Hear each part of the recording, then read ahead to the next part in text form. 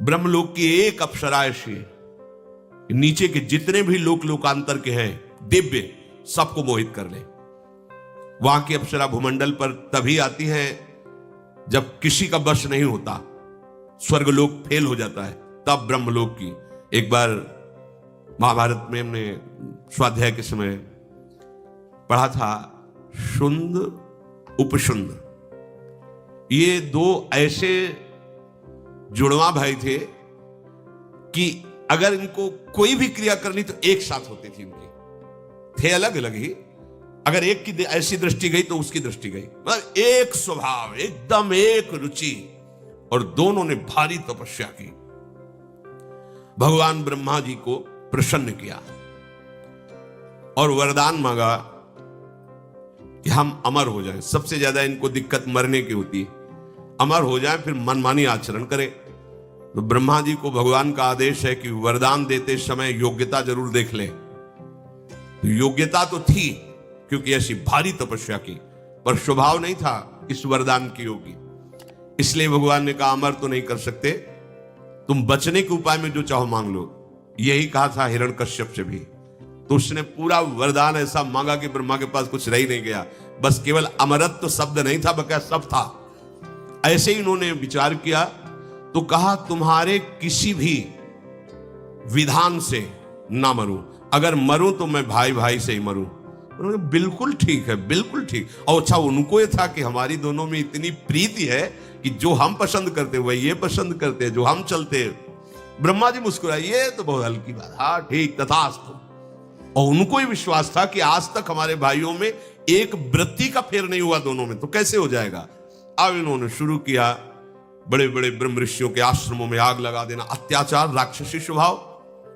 अब ऋषि मुनियों ने ब्रह्मा जी को ध्यान के द्वारा वंदना की, प्रभु आपके द्वारा वरदानी ये कैसा है, देखो आपने क्या इनको वरदान दिया, हमारा श्राप भी काम नहीं करता इनके ऊपर, क्योंकि मरेंगे तो सिर्फ परस्पर। तो अब चाहे जितना बड़ा कोई तपस्वी श्राप देगा तो वो लागू नहीं होगा, जहां भस्म हो जा आगे नहीं लगेगी, क्योंकि वरदान ब्रह्मा जी पूरी सृष्टि के विधाता है।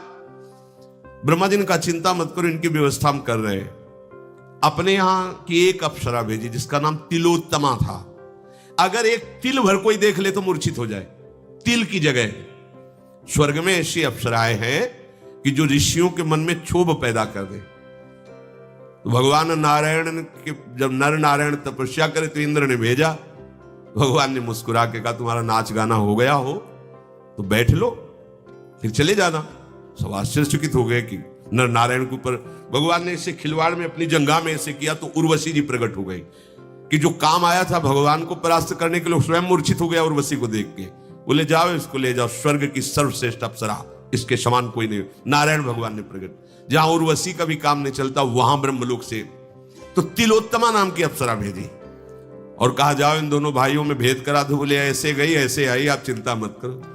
तिलोत्तमा जिसका एक तिल देख ले तो वो जहां दोनों भाई बैठे हुए मदिरा आदि का पान करके उन्मत्त हो रहे थे, वहां से गेंद मारी और उनके पास फेंकी।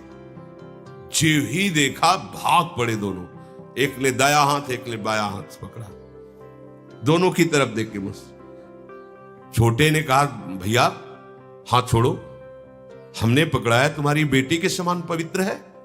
उनका धूर्त कहेगा मैंने पहले पकड़ा है, तुम्हारी मां के समान, भाभी मां होती है और अनुज वधु बेटी के समान पवित्र होती है। तिलोत्तमा ने कहा हम तो तुम दोनों को एक ही भाव से देख रही है। बोले ऐसा नहीं हो सकता। तो बोले फिर ये तुम निश्चय करो कि हम किसकी होंगी। वो बड़े ने कहा अभी इसको मारते अब एक मिनट नहीं लगा क्योंकि था कि हम दोनों में ही मरे, जे ही प्रहार किया एक मरा। अब वो केवल ऐसे थोड़ी खड़ा रहेगा, उसने जो प्रहार किया था उससे दूसरा मरा। तिलोत्तमा अंतर्धान बोले ब्रह्मा जी बोले काम हो गया। एक क्षण में उस ब्रह्मलोक में जाकर के जो वासना बनी रहती वहां का सुख भोगते हैं, और अगर वासना टिकी रही तो फिर जन्म होता है एकाएक को पचड़े में। इसीलिए हम कहते हैं राधा राधा राधा, कोई वासना हमें नहीं रोक पाएगी। नामे भक्ता प्रणश्यति, हमारे अंदर की वासनाएं हमें नहीं रोक पाएंगे। हमारी लाडली जो है ना, इसीलिए ध्रुवदास जी ने बहुत विचार पूर्वक ये दोहा लिखा हुआ है। यद्यपि भक्त अनन्य जो विषय इंद्रियन बस होए, कर्मठ कोटि जितेंद्रियन ते समलायन। अगर व्याख्या करके ना समझाए तो आप फंस जाएंगे कि ऐसा कैसे। एक तरफ कह रहे करोड़ों जितेंद्री, एक जितेंद्री नहीं, करोड़ों जितेंद्री, करोड़ों कर्मकांडी साधना परायण श्यामा श्याम के अनन्य भक्ति की बराबरी नहीं कर सकते, जबकि वो जितेंद्री नहीं है। यद्यपि भक्त अनन्य जो विषय इंद्रियन बस होए, तो कर्मठ कोटि जितेंद्रियन ते समला, उनकी समानता नहीं कर। क्यों? वो से साधन का भरोसा, इनको लाडली का भरोसा है, और लाडली का जिसे भरोसा है आज तक भरोसा टूटा नहीं, पक्का। ये आश्रय का मार्ग। इसलिए जब मदाश्रय शब्द आया था तब कहा था समझो इस शब्द को, इसको समझ गए तो जीवन मुक्त होने में देर नहीं। हम हटाएंगे तो बची रह सकती वासना, लेकिन वो हटाएंगे तो वासना की बात ही नहीं रह जाएगी। प्रेम का ऐसा उमगन हो, ये सब भस्म हो जाएंगे प्रेमाग्नि में। जितनी भी हमारी दुर्वासना या सद्वासना है, शुभ या अशुभ दोनों भस्म हो जाएंगे। तो ये क्रम करके देवता अपने अपने अधिकार से ऊपर उठाते हुए ब्रह्मलोक ले जाते हैं। और एक मार्ग है धूमौ रात्रिस्तथा कृष्ण षण्मासा दक्षिणायनम तत्र चांद्रमशम ज्योतिर योगी प्राप्य निवर्तते। धूम का अधिपति देवता, रात्रि का अधिपति देवता, कृष्ण पक्ष का अधिपति देवता, 6 महीने वाले दक्षिणायन का अधिपति देवता, इस मार्ग में छोड़े हुए शरीर वाले योगी को चंद्रमा के पास ले। चंद्रलोक, ये चंद्रमंडल तो यही है, अंतरिक्ष में ही है, जहां लोग कहते हैं चंद्रमा पहुंच गए, ये चंद्रमंडल है। इससे करोड़ों किलोमीटर दूर, करोड़ों किलोमीटर दूर सूर्य से भी ऊपर चंद्रलोक है, वहां किसी की पहुंच है। जैसे वो चंद्रलोक हुआ है, चंद्रलोक नहीं, चंद्रमंडल ये है अंतरिक्ष के अंतर्गत, जहां ये सर्च करके वैज्ञानिक जाते हैं। वो चंद्रमंडल है, आभा है, जैसे जल में प्रतिबिंब पड़ता है, ऐसे उस लोक में चंद्रमंडल की आभा है। चंद्रलोक ये तो सूर्य लोक के भी, सूर्य लोक को क्रॉस कर सके ऐसा कोई देहधारी पैदा ही नहीं हुआ। ये जटायु और संपाति ये भगवान गरुड़ के अंश से ही है, महान तेजस्वी बलवान। जटायु के बड़े भाई संपाति जी कह रहे थे जामवंत और हनुमान जी आदि से, जब पता चला कि जटायु जी का उद्धार हो गया और भगवान श्री राम ने अपने हाथ से अंतिम क्रिया की, तो आंसू आ गए। उनका मेरे पंख तो भस्म हो चुके हैं, तुम मुझे समुद्र तक ले चलो, मैं अपने भाई को तर्पण करूं। तर्पण किया और तब पूछा कि आपके पंख कैसे भस्म हो गए? बोले हम दोनों यौवन में थे। संपाति जी कह रहे हम और जटायु खिलवाड़ में होड़ लगी कि सूर्य को छूना है, तो वो तो विवेकवान था, जब ताप लगा तो नीचे उतर आया, पर हम अहंकारी थे, आगे बढ़े, हमारे पर भस्म हो गए और मैं नीचे गिरा, तो आज तक मैं कष्ट भोग। सूर्य तक पहुंचना, सूर्य लोक के बहुत ऊपर चंद्रलोक है। यहां वैज्ञानिक तो बात, यहां दैवी शक्ति संपन्न जो भगवत विधान से पास है वो आगे जा सकते हैं, जैसा इसमें वर्णन है योगी जन, ये कोई साधारण गति। तो संपाति कह रहा है कि मैं देख रहा हूं, यहां से देख रहा हूं, गीधई दृष्टि अपार, मैं यहां से देख रहा हूं। अशोक वाटिका में श्री जानकी जी शोक मुद्रा में विराजमान है। बूढ़ा हो गया हूं, नहीं तो जटायु ने तो युद्ध करके वीरगति को प्राप्त हुए, रावण को अपनी चोंच और पंजों से फाड़ के फेंक करके जानकी को उठा करके राम जी के पास रख देता, इतनी सामर्थ्य है। बूढ़ा हो गया संपाति, ऐसे साधारण पक्षी थोड़ी थे। अब सूर्य लोक जाने की इनकी भी सामर्थ्य नहीं थी, फिर चंद्र लोक तो बहुत ऊपर है। कृष्ण पक्ष का अधिपति देवता 6 महीने वाले दक्षिणायन के अधिपति देवता को समर्पित करता है, और वो सकाम योगी चंद्रमा के लोक को प्राप्त होकर वहां सुख भोगता है और फिर मृत्यु लोक में जन्म लेता है। ये उन सकाम जो सुख भोग की लालसा से कामना की, तो कृष्ण पक्ष में शरीर छोड़ करके दक्षिणायन में वो फिर इस गति को, कोई खास बातें नहीं है प्राय इन्हीं में, पर एक अपने वृंदावन की भूमि से बोल रहे, खास बातें नहीं। खास बातें हैं आज प्रभात लता मंदिर में सुख बरसत अति हर्ष युगल भर। गौर श्याम अभिराम रंग भरे, लटक लटक पग धरत। ये शोभा देखने को मिले, इनके साथ में विहरण करने को मिले, इनके श्रीअंग की सेवा को, बस इसके आगे कोई गति नहीं। मोक्ष सुख भी फीका लगता है।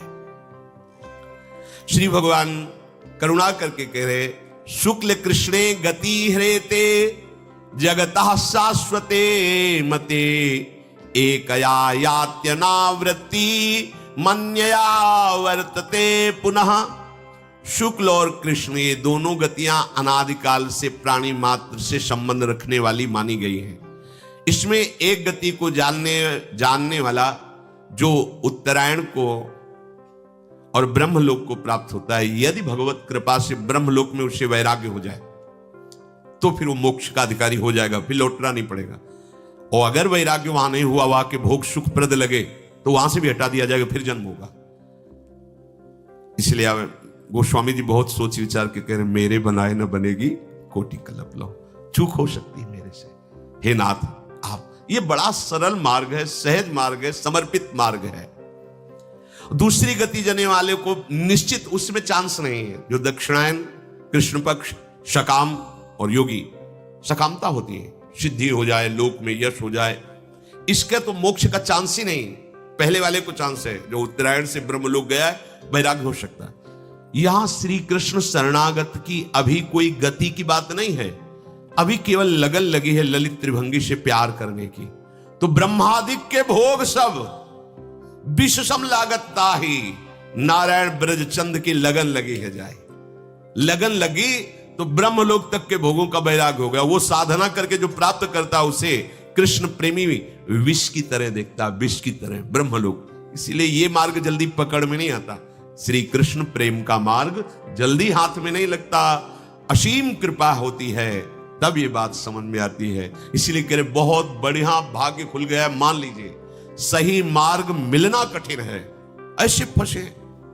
एक उपासक आए थे प्रश्न के हित धाम में ध्यान विषय का, तो हमने कहा आपका ध्येय क्या है?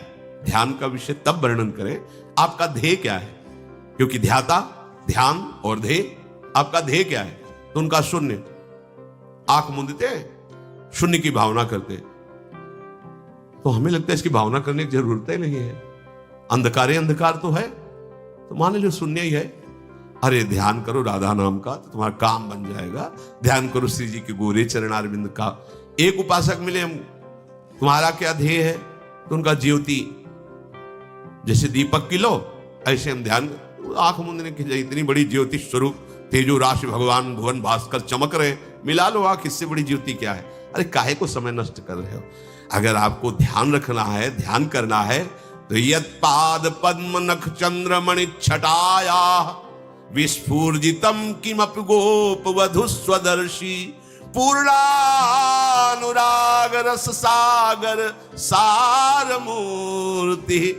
पूर्ण अनुराग रस सागर की सार मूर्ति लाडली के गोरे चरणारविंद की नख चंद्र छटा का ध्यान करो। जिस छटा के प्रभाव से गोपी प्रेम की ध्वजा बन गई, वो तुम्हारे हृदय में प्रेम समुद्र उड़ेल देंगे। ध्यान का विषय यह है। सही मार्ग मिलना कठिन, पूरा जीवन व्यतीत हो जाता है, मार्ग ही नहीं मिलता तो लक्ष्य की तो बात जाने दो। एक यात्यनावृत्ति मन या वर्तते पुनः। शुक्ल मार्ग से उत्तरायण में साधन परायण साधक जो निष्काम भाव से किए वो ब्रह्मलोक में पहुंच, और ब्रह्मलोक में उनके अंदर वासना अगर बची है तो जागृत हो जाती, वहां के भोग देख करके। वहां से वैराग्य हो तब मोक्ष पद का अधिकारी। ब्रह्मलोक में जाकर ब्रह्मा जी के साथ सुख भोगता हुआ फिर मुक्त हो जाएगा यदि वासना नष्ट हो गई तो, वहां भी यदि लगा हुआ है। इसीलिए महापुरुषों ने खुल के कह दिया, आ ब्रह्म स्तंभ पर्यंतम सर्वम मायामयम जगत सत्यम सत्यम पुनः सत्यम हरे नामयम केवलम। जप नाम जप। बड़ा आश्चर्य होता है, नाम में प्रीति नहीं हो सकती, और दुनिया का प्रपंच याद है, दुनिया के शास्त्र याद है, नाम में नहीं, नाम निष्ठा नहीं। वाणी खुलने के पहले निकलना चाहिए आराध्य देव का नाम, राधा राधा राधा, फिर बात करो, फिर बीच में बोलो राधा राधा, फिर विश्राम करो, तुम्हारी बात बन गई। बार बार जन्म मरण के चक्र से जो युक्त रहते हैं अर्थात सकामता, वो भी योग है। ये उन विषयी पुरुषों की बात नहीं करते जो अधर्म के, वो उनके लिए तो दुर्गति है। ये सदगति की बात कर रहे हैं, जो धर्म से चलते हैं, शास्त्र सम्मत गृहस्थ का पालन करते हैं, पर कामनाएं हैं भोगों की, उनको ये दक्षिणायन वाला मार्ग मिलता है, फिर उनका जन्म होता है। पर ये जिनकी दुर्गति हो रही उससे करोड़ों गुना बढ़ करके है ये। नैते श्रुति पार्थ जानन्य योगी मुरिहति कश्चन। बहुत बढ़िया बात। तस्मात् सर्वेषु कालेषु योग युक्तो भवार्जुन।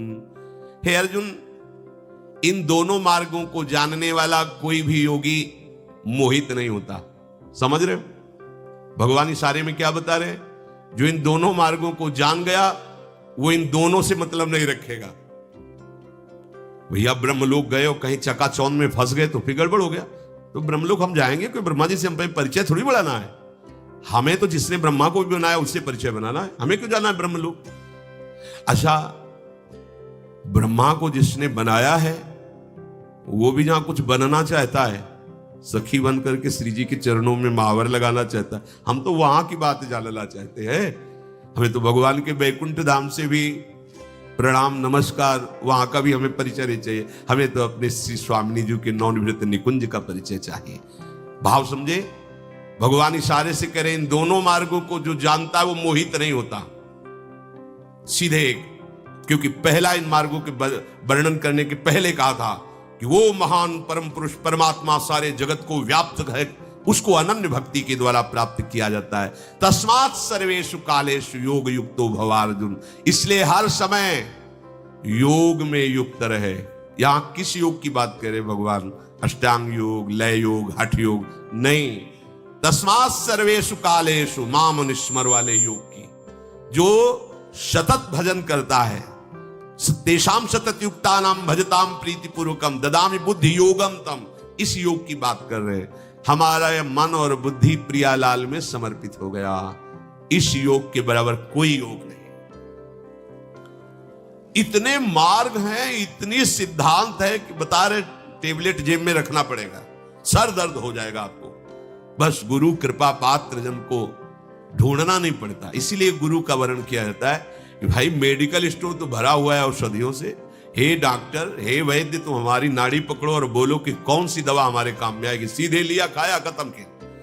अब खोज दे कि हमारे सर दर्द की दवा इसमें कौन सी है, तो हमारा समय बर्बाद होगा, सर दर्द बढ़ेगा और हम दवा नहीं निकाल पाएंगे। अगर धोखे से कोई इधर उधर टेबलेट खा लिया तो रिजेक्शन भी होगी। रिजेक्शन के तरह एक्शन रिजेक्शन जो भी हो, मतलब वो विरोधी भाव पैदा कर देगा।